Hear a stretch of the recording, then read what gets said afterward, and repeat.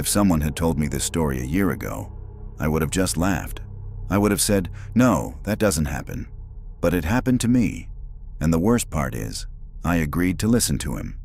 I had been working at the company for almost 2 years. For me, it was a dream job. Good salary, prospects, access to serious clients, and my boss, he was one of those people you either respect or fear. Confident, cold, always composed. A man who never raises his voice because he doesn't need to. He had it all. A business, money, a big house outside the city, a beautiful wife, 2 children.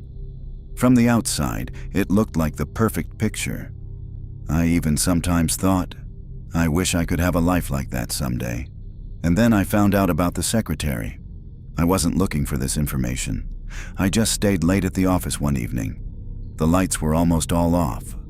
I was about to leave when I heard laughter coming from his office. The door was half open. I didn't look in. I'm not that kind of person, but I could hear their voices clearly.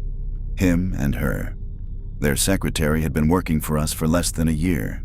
Young, ambitious, always looking perfect. And then I realized this wasn't just flirting. It was something more. I left, pretending I hadn't heard anything. The next day, everything was as usual. She was at her desk. He was in his office. No hints. But a few weeks later, he called me into his office. I went in and closed the door. He didn't start talking right away. He just looked out the window. "Do you trust me?" he asked. It was a strange question. "Yes," I replied. He smiled, slowly, almost imperceptibly. "Good, because I'm about to tell you something that could change your life." At that moment, I thought he was going to talk about a promotion or a new project. But what I heard next made me literally freeze. He said he was planning to get a divorce. He said it calmly, without emotion, as if he were talking about a new contract. Then he confessed that he had been having an affair with his secretary for several months, without regret, without shame, just as a fact. "But there's a problem," he said. "If I file for divorce now, I'll lose half the business, half of everything, and my reputation." I was silent. I didn't understand why he was telling me this. And then he turned to me and said something I will never forget. "I need you to sleep with my wife." I thought it was a joke, a bad, strange joke. I even smiled nervously, but he wasn't smiling. "I know she's interested in you," he continued. "She's talked about you. She likes you." My insides clenched. His plan was simple, cynical to the point of impossibility. He had already cheated. He was already guilty. But if she cheated too, everything would be different. Neither of them was a saint. He wanted to catch us together. He wanted proof, photos, videos, anything, so that he wouldn't be the only one who cheated in court. "It evens the score," he said, "and makes me the victim." I sat there, unable to believe that this was really happening. "What if I refuse?" I asked. He smiled again. "You are a promising employee. I would not want you to miss out on opportunities because of poor decisions." It was not a direct threat. However, I perceived it as such. He promised a bonus, a substantial one. He promised a promotion. He said that no one would ever find out the truth. "You're not doing anything for me," he said. "You're just helping me restore justice." Justice. I left the office feeling like I had just sold something very important, even though I hadn't done anything yet. And the worst part was that part of me was considering it, because it was money, a career, the future. And another part of me understood. I was becoming a pawn in a dirty game. And at that moment, I didn't know that the real nightmare wouldn't begin in court. It would begin the moment I was alone with his wife for the first time. I didn't sleep that night. I lay in the dark, replaying his words over and over again. "It evens the balance. You're just helping me. I wouldn't want you to miss out on opportunities." It was said calmly. No pressure, no shouting. But that's what scared me the most. He wasn't asking. He had already made up his mind. The next day, he acted as if nothing had happened. Planning, figures, tasks, not a hint. Only when everyone had left did he say briefly, "My wife and I will be home on Saturday. I'll invite you over for dinner, officially to discuss a new project." My throat went dry. "And then it's up to you," he added. Saturday was approaching too quickly. I tried to convince myself that I wouldn't go, that I would find a reason. I would get sick. I would disappear. I would quit, eventually. But then I went to the bank and looked at my account balance. I remembered how much time I had invested in this job. How much effort. And I went. His house was exactly as I had imagined it. Large, modern, with panoramic windows and a perfect lawn. When the door opened, she greeted me. His wife. She was beautiful, but not in an ostentatious way. Calm, confident, with an energy that attracted effortlessly. She smiled at me as if I were not just her husband's employee. "I'm glad you came," she said. And at that moment, I realized he hadn't lied. She really did look at me differently. The dinner began normally. Conversations about work, about the company's plans, about some trifles. He was an attentive man. He poured her wine, kept his hand on her back. And if I didn't know the truth, I would have believed in their perfection. But I knew, and he knew that I knew. And at some point, their eyes met. Briefly, coldly, as if he was reminding me, "You are here for a reason." After dessert, he suddenly said, "I need to stop by the office. An urgent call with partners. You can talk about the project for now." It sounded too staged. He took his keys and left. The door closed. The house fell silent. We were left alone. She slowly put down her glass. "You're nervous," she said. I didn't know how to respond. "He always does that," she added. "He disappears at the most interesting moment." There was more than just a joke in her voice. We moved to the living room. At first, the conversation revolved around work, but it changed very quickly. She started asking personal questions about my life, about relationships, about whether I liked older women. My heart was beating so loudly that it seemed to be heard throughout the entire room. "Do you realize that you trust him more than you should?" she suddenly said. I froze. "He often uses people," she continued calmly. "You just haven't realized it yet." Those words hit me harder than any threat. I tried to figure it out. Did she know? Was she part of the plan, or was she playing her own game? She moved closer. Too close. "Be honest," she whispered. "Has he asked you to do anything strange?" My breath caught in my throat. It was a moment of choice. Telling the truth meant destroying his plan. Lying meant falling deeper into this trap.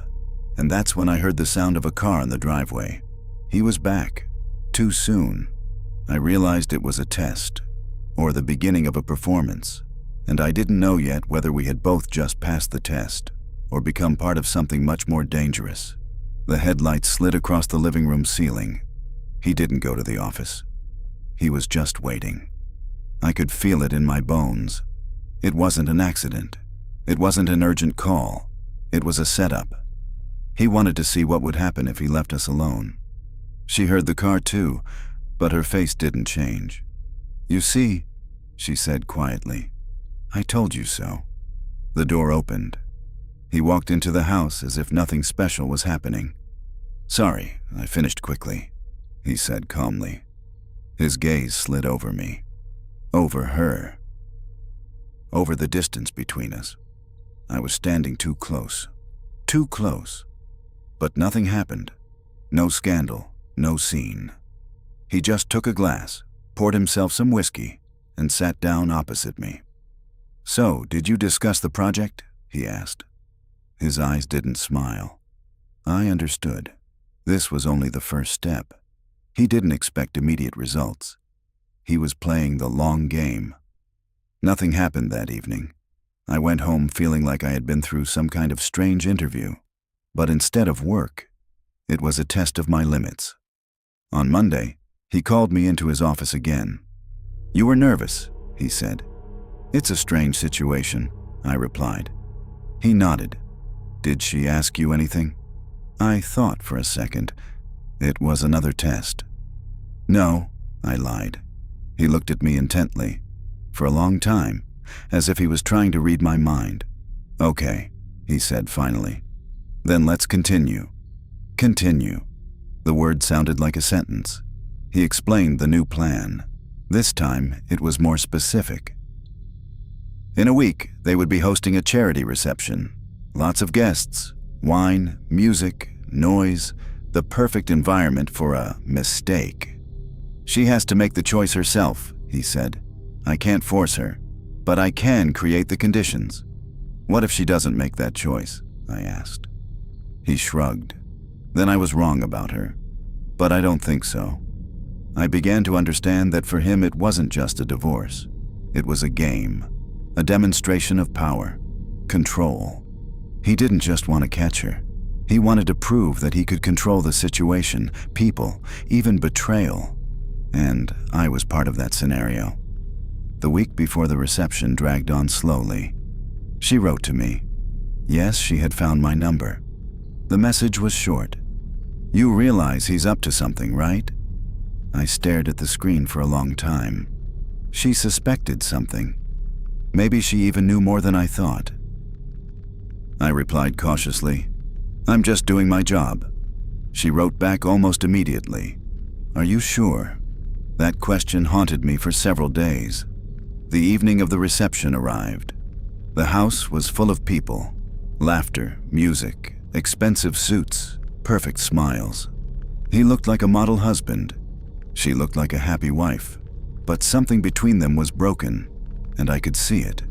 At one point, he came up to me and quietly said, Today. Just one word. Today. I felt everything inside me tighten. It was no longer an abstract idea. It had to be now. She was standing by the terrace, looking into the darkness. I approached her. The music drowned out the conversations inside. Do you feel like this is theater too? She asked, without turning around. Yes, I replied honestly. She turned to me. He wants me to fall first, she said quietly. He thinks I don't know about the secretary. My breath caught in my throat. She knew. What are you going to do? I asked. She took a step closer. What about you? And at that moment, I saw his silhouette in the window. He was watching, not like a jealous husband, like a director. And I realized one terrible thing. Maybe he was already recording everything. Maybe this game had gone much further than I thought. And the question was no longer whether she would cheat on him. The question was who would be the first to break someone else's script. I saw his silhouette in the window. He stood motionless. He didn't hide. He didn't panic. He just watched, like a man who is sure that the ending has already been written. She noticed it too. He's watching, she said calmly. He always watches. There was no fear in her voice, only fatigue. You know about the secretary? I said quietly. She smiled briefly. I know more than he thinks. The music behind us grew louder. Someone went out onto the terrace, then came back in. We remained as if in a separate reality. He wants you to be evidence, she said. Photos, videos. One thing. What? She took another step. One thing. What? She took another step closer. So close that I could smell her perfume. I'm not stupid. At that moment, the patio door opened. He came out to us with a glass in his hand. Everything okay? He asked casually. His gaze slid over our faces, over the distance between us. She suddenly took my hand. It was unexpected, even for me. Yes, dear, she said, looking him straight in the eye. We're just talking. I felt his jaw tense slightly, but I saw it. This wasn't the scenario he had planned. He wanted a secret mistake, a weakness, a secret, but she was acting openly. He smiled, the same cold smile. I'm glad you have things in common. He turned back to the guests, but I knew it wasn't over yet. An hour later, she sent me a message, even though we were in the same house. He's already installed the cameras. My hands went cold. I replied, "Are you sure?" "Yes, in the study, in the bedroom, maybe even here." The world around me suddenly changed. Every movement was being watched. Every glance was potential evidence. She came up to me again, but this time she kept her distance. "If you want to get out of this clean," she said quietly, "listen carefully." I nodded. He thinks he's in control, but he doesn't know that I've already filed for divorce. I froze. "You... what?" "Yesterday, without his knowledge. And if he's trying to gather dirt on me, it means he's panicking." For the first time, I saw the other side of this story. Maybe I wasn't just a tool. Maybe I was a piece that could be moved to the other side of the board. "What do you want from me?" I asked. She looked me straight in the eye. "The truth. If he pressured you, say so. If he offered you money, save the messages. If he's planning a setup, don't let him do it." I felt everything turning upside down. He thought I was his man. She thought I could be her witness. And I just wanted a normal life. Inside the house, he laughed with the guests. The perfect husband, a successful businessman, the victim of future betrayal. But the truth was dirtier. I realized that I was standing in the middle of a war that had begun long before me. And now I had a choice: stay a pawn, or turn the game around. And at that moment, I received a message from him. One sentence: "Don't forget who gave you a chance." I looked at the screen and realized he knows she was talking to me. Cameras, recordings, control. But if he's recording us, maybe he's already recorded himself. And then I had an idea. Maybe this time she won't be the victim. And neither will I. When I read his message, "Don't forget who gave you a chance," something clicked inside me. I used to be afraid of him. Now I started to get angry. I was standing in the middle of his house, among his guests, under his cameras, and suddenly realized he was used to everyone around him being his property. Employees, his wife, even the truth. I looked at her. She was talking to a couple, smiling as if nothing was happening. But I could see the tension in her shoulders. She was playing a role too. And I realized that if I didn't do anything now, I would be guilty in any scenario. If I slept with her, he would win. If I refused and left, he could destroy my career. If I just kept quiet, he would find a way to twist everything against me. I went to the bathroom and locked myself in. I needed to think. I opened my phone and started looking through all our correspondence. His hints, his phrases, his proposals. There was no direct order. He was too smart for that. But everything could be read between the lines. I remembered his office. I remembered how he talked about balancing the scales. I remembered his calmness as he described the plan in which I was to destroy his marriage. And suddenly I realized he doesn't just want to win the divorce. He wants to destroy her, morally, publicly, completely. I returned to the courtroom. I found her with my eyes. She was looking at me too, as if waiting for a decision. I approached her and said quietly, "We need to talk, but not here." She nodded. We didn't go to the bedroom. We didn't go to the study. Instead, we went out to the backyard, closer to the pool, where the music sounded muffled and the cameras, if there were any, were not so obvious. For the first time, I was completely honest. He offered me money, a raise, if we... I didn't finish. She didn't look surprised. She just sighed deeply. I knew it. He wants proof. He wants to catch us. He thinks that if I initiate it, you'll look guilty. She looked at the water in the pool, and her reflection trembled. "He's been preparing for this for several months," she said quietly. "He's withdrawing money from accounts. He's rewriting assets, and he needs the final blow." I felt my fingers go cold. "Why didn't you leave earlier?" I asked. She looked at me as if I had asked the most painful question. "Because I wanted to believe he was still human." Those words hit me harder than any threat. Suddenly, I saw more than just the boss's wife. I saw a person who had lived for years with someone who had turned everything into a game. "I don't want to be a part of this," I said honestly. "I don't want to destroy you or myself." She nodded. "Then don't destroy us. Help me show who he really is." At that moment, I realized that my fear had changed. I was no longer afraid of losing my job. I was afraid of becoming like him. The phone in my pocket vibrated. A message from him. "Time is running out." I looked up at the windows on the second floor. The light in the office was on. He was watching. To say everything himself. Directly to say everything himself. Directly. Clearly. She smiled slowly. "Do you think he's that confident?" I remembered his face. His cold confidence. "Yes," I replied. "I don't think he'll be able to hold back." And in that moment, I realized that this story was no longer about him evening the score. This story was about who would outsmart whom, and for the first time in all this time, I felt that I had a chance to stop being a pawn. I could feel my hands shaking as I turned off the recording on my phone. I had never been in a situation like this before. I am not a lawyer. I am not a detective. I am just an ordinary employee who wanted to do his job and get paid. And now I was standing by the pool at my boss's house, discussing with his wife a plan to expose him. I kept catching myself thinking, how did I even get here? "Are you sure?" she asked quietly. I looked at the windows on the second floor. The lights were still on.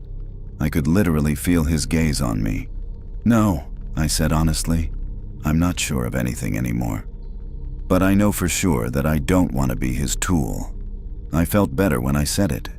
It was as if I had told myself the truth for the first time ever. We returned to the house separately so as not to attract attention. I deliberately lingered for a few minutes, took a deep breath, and tried to look calm. When I entered the living room, he immediately approached me. "Well?" he asked quietly. I pretended not to understand. "What exactly?" He tilted his head slightly. His eyes grew colder. "Don't play games with me," he said, almost in a whisper. "You know what I'm talking about." My insides tightened, but I held my ground. "We were just talking," I replied. He stared at me longer than necessary. I felt my pulse quicken. It seemed as if he could see right through me. "You understand that your future depends on this, don't you?" he said. And at that moment, I realized that he wouldn't stop. For him, it was no longer just a divorce. It was a question of control. If I refused to play along, it would mean that he wasn't in charge of everything. "I'm doing everything I can," I said cautiously. He nodded, but I could see that he was dissatisfied. Later, when most of the guests had already left, he called me into his office. I went in there for the second time that evening. The door closed, and suddenly everything became quiet. "Listen carefully," he said, putting his glass on the table. "I don't like to repeat myself." I remained silent. I had already turned on the recording in my pocket. "I've invested time, money, and opportunities in you," he continued. "And now I need you to earn my trust. Repay it." That word hit me hard. "If she slips up with you," he said, looking me straight in the eye, "I'll be able to protect my business, my children, my reputation, and you'll get what I promised." I felt my mouth go dry.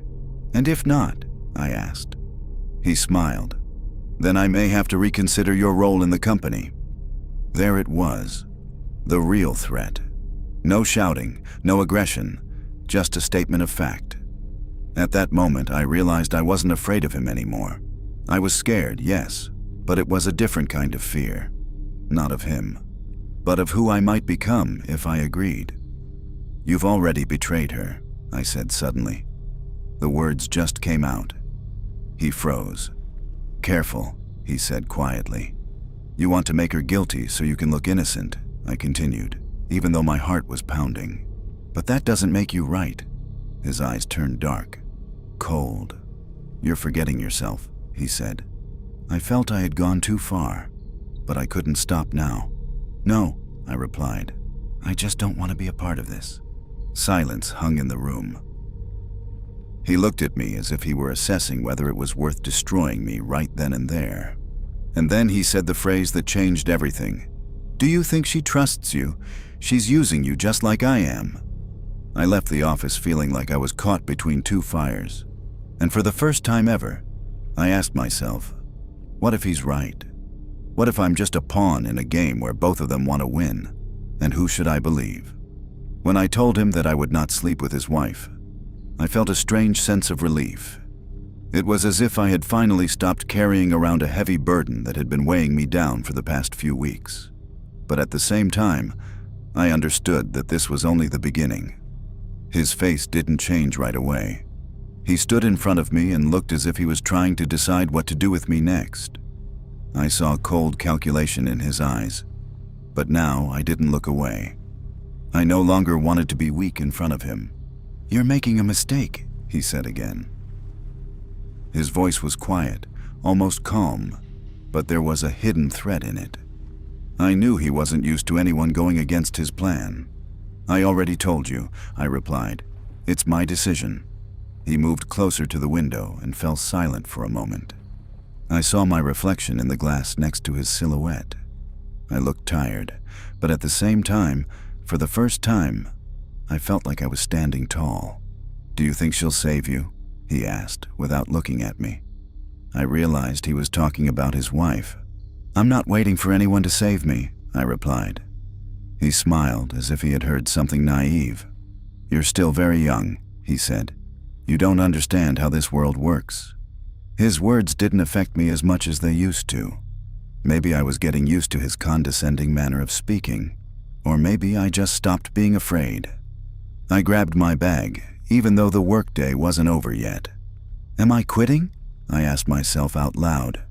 He didn't say anything. I didn't know if that meant he agreed or if he was just waiting for me to make the final decision myself. When I left the office, the air felt different. I walked down the street and felt a strange mixture of fear and freedom. I had no plan. I didn't know what tomorrow would bring. My phone vibrated in my pocket. It was a message from her. "He knows." I stopped in the middle of the sidewalk. "What exactly?" I wrote. She replied almost immediately, "That you refused." I closed my eyes. I realized that this story was now entering the open phase. I didn't go home, but to a small cafe by the river. I wanted to think. I sat there for almost an hour, looking at the water and analyzing everything that had happened. I knew he wouldn't just let it go. I wasn't an important person to him. I was a tool that refused to work, and such tools are either replaced or broken. Late in the evening, I got a call from the company's accounting department. I was told that my work email had been blocked. That access to the system was temporarily restricted due to an internal audit. I wasn't even surprised. I looked at my phone and realized he had started working. I didn't know what exactly it was doing, but I felt it would be something big. I hardly slept that night. I thought about her, about his words, about the cameras that might have been in that house, about the recordings that might already exist. And then I got another message from her. "Come tomorrow. It's important." I didn't reply right away.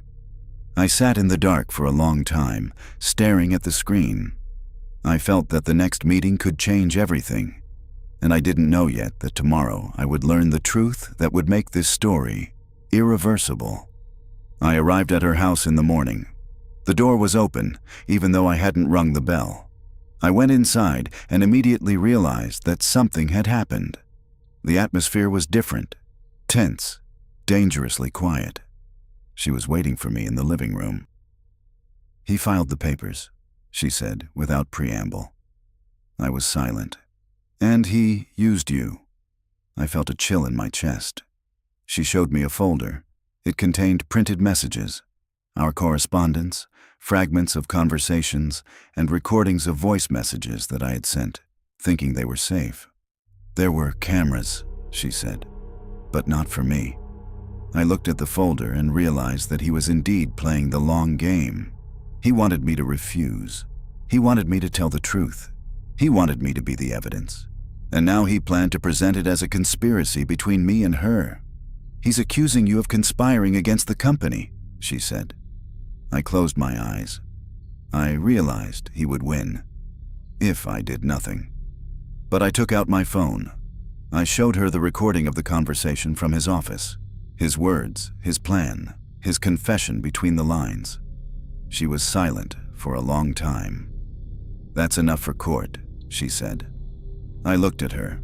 "I don't want a trial," I said.